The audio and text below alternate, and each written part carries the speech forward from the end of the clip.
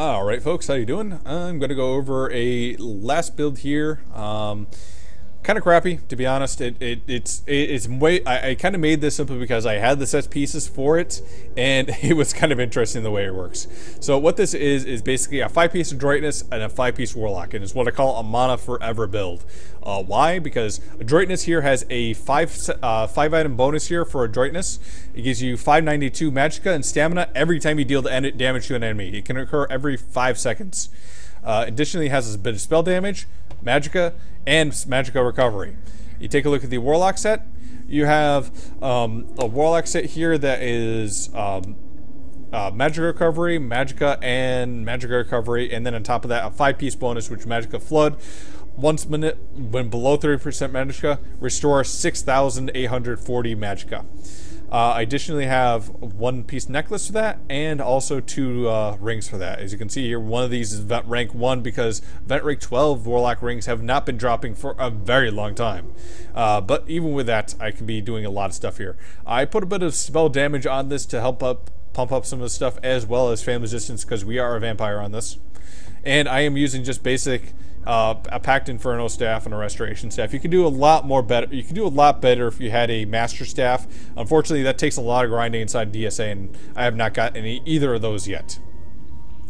But using these abilities here, take a look at our side here. We're getting about 1,189 Magicka recovery. You'll also be getting a whole lot more because the passive abilities don't quite count into that. So you're up to about maybe a good 2,000 Magicka recovery. Your stamina or spell damage is pretty low. It's about 1,300 on this, 1,393. Your health is pretty good on this, and your Magicka is pretty good on this as well, though. If you wanted to, and you're going to make this a professional one here, you could probably take a lot of out of your health and put it into your Magicka. Now, I'm a DK. You could absolutely use this inside of a Sorc build, inside of a Templar build, or inside of a Nightblade build. You probably have a whole different setup when you do so as well.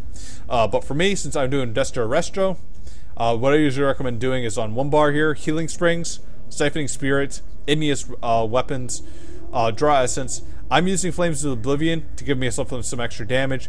If you had a different variation onto your Mage Light, you could also use that as well. Now onto my damage bar here, I'm using Entropy, Elemental Drain, and I don't actually use Spell Symmetry on this. I probably put this on here because on another build here, I didn't have enough Magicka. What I usually recommend doing instead here would be more of Pulsar if you're going to be close on enemies, or Unstable Wall if you have to keep your distance. Well, this is usually enough to keep a lot of damage onto enemies there, and also give a bit of damage on top of that. This is actually what I use most times when I'm trying to heal inside some of the videos that you see. This one here with the Healing Springs and Knee Shield is enough to keep most people up. Apologize on that.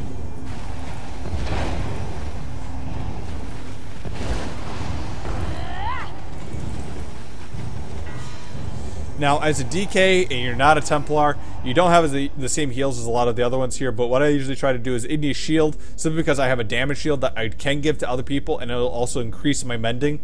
I like to also use Siphon Spirit because a lot of people are going to be pretty quick on their animation canceling, and they can heal themselves. I only have to get this once up on a boss to do a lot of damage to them.